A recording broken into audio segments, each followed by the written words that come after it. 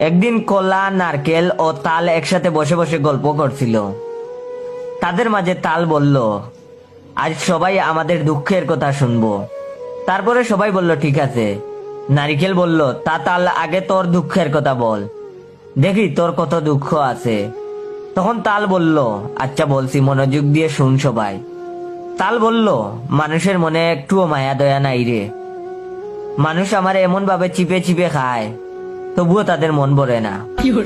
ভাবছি হয়তো আমায় চিপে খাওয়ার পর ফেলে দিবে, না, তবু আমায় কুড়িয়ে কুড়াল দিয়ে কুবিয়ে খেলো।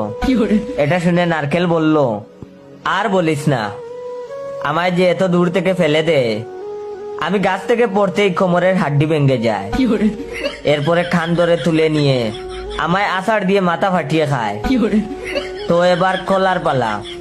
তখন কলা বলল, আমার মান সম্মান বলতে কিছু নাই রে ভাই। আমায় যখন খাওয়া শুরু করে, আমার কাপড় খুইলা খায়।